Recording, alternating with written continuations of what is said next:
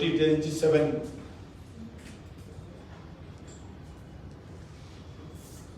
ఈ యొక్క జనగణన పూర్తయినట్లయితే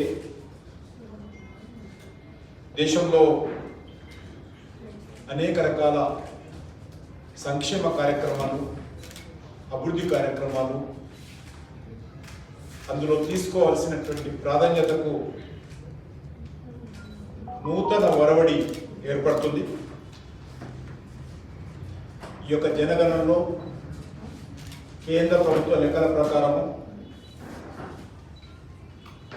34 లక్షల మంది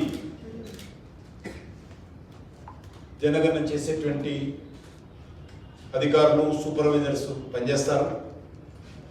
ఆ రకంగా 1,34,000 మంది సిబ్బంది ఇందులో పనిచేస్తారు. ఇది పూర్తిగా డిజిటల్ విధానంలో ఈ యొక్క జనగణన ఉంటుంది.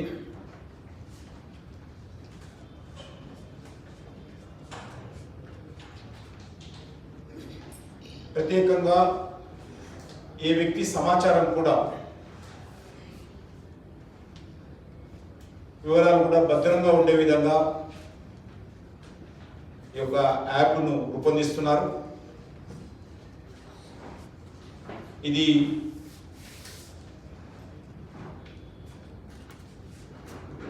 స్వాతంత్రం వచ్చిన తర్వాత మొదటిసారి ఈ యొక్క బీసీ జనాభా సేకరణ జరుగుతూ ఉంది.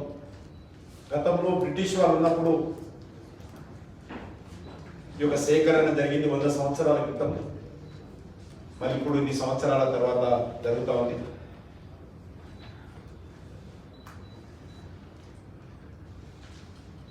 ముఖ్యంగా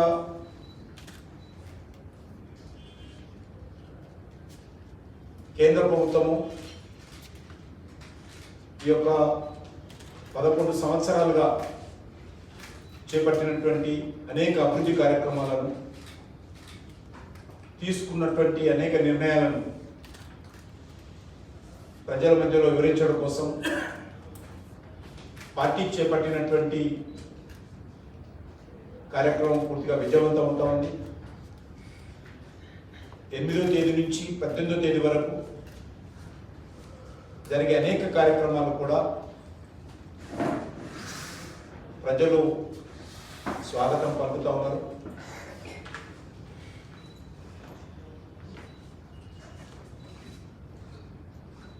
ముఖ్యంగా ఈరోజు ప్రభుత్వం మన తెలంగాణ రాష్ట్రంలో స్థానిక సంస్థల ఎన్నికలు నిర్వహించబోతామని, త్వరలో నిర్ణయం తీసుకుంటామని రాష్ట్ర ప్రభుత్వం ప్రకటించింది.